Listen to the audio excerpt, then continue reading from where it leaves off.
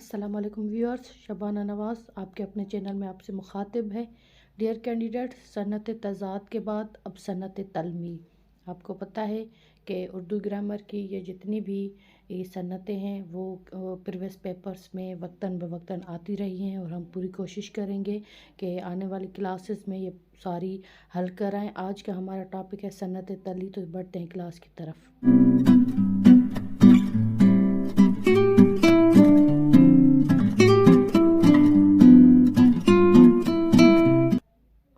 صنعت تلمی۔ جب شعر میں کسی پرانے واقعے یا روایت کی طرف اشارہ کیا جائے تو اسے صنعت تلمی کہتے ہیں۔ جب کوئی شاعری یا کوئی ایسا واقعہ جس کو سننے کے بعد یا اس کے سامنے آنے کے بعد کوئی بھی تاریخی، روایتی یا پرانا واقعہ ہو، اس کی پوری تصویر آپ کے سامنے کھنچ جائے یا پورا سینیریو آپ کو یاد آ جائے کہ اس شعر میں یہ واقعہ بیان کیا گیا ہے، تو اسے صنعت تلمی کہیں گے۔ جیسے کہ آپ کے سامنے ایک یہ شعر ہے غالب کا، بلکہ تینوں جو ہمارے مثال کے طور پہ شعر دیے گئے ہیں وہ غالب کے ہی پیش کیے جا رہے ہیں تاکہ آپ کو سمجھنے میں آسانی ہو۔ یہ شعر ہے: کیا وہ نمرود کی خدائی تھی، بندگی میں میرا بھلا نہ ہوا۔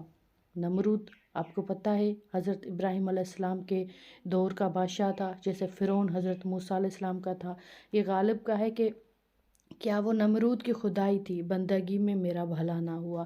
اب نمرود کا جیسے ہی ذکر آئے گا تو حضرت ابراہیم علیہ السلام کے ساتھ جو انہوں نے کیا، اور جو ایک آگ کا جو انہوں نے انتظام کیا تھا حضرت ابراہیم علیہ السلام کو جلانے کے لیے، اور وہ پھر کیسے پھولوں میں تبدیل ہو گئی تھی، تو یہ سارا واقعہ آپ کے سامنے آپ کے دماغ میں آ جائے گا۔ تو مطلب یہ صنعت تلمی کی طرف اشارہ کرتا ہے۔ اس کے بعد ایک دوسری مثال ہے، وہ بھی آپ کے لیے کارآمد ثابت ہوگی: نکلنا خلد سے آدم کا سنتے آئے تھے، لیکن بڑے بے آبرو ہو کے تیرے کوچے سے ہم نکلے۔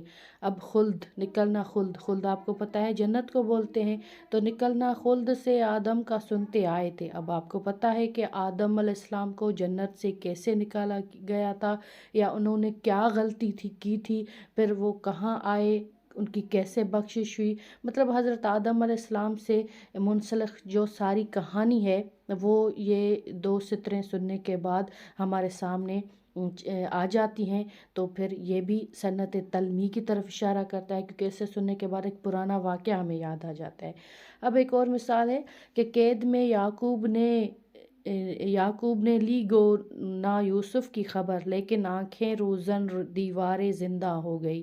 اب آپ کو پتہ ہے حضرت یعقوب علیہ السلام اور حضرت یوسف علیہ السلام باپ بیٹے تھے۔ حضرت یوسف علیہ السلام جب قید میں ہوئے تو حضرت یعقوب علیہ السلام ان کی خبر نہ لے سکے، لیکن ان کی آنکھیں ہر وقت ان کی یاد میں برستی رہی اور زندہ بن گئی، اور وہ بہت تکلیف میں رہے۔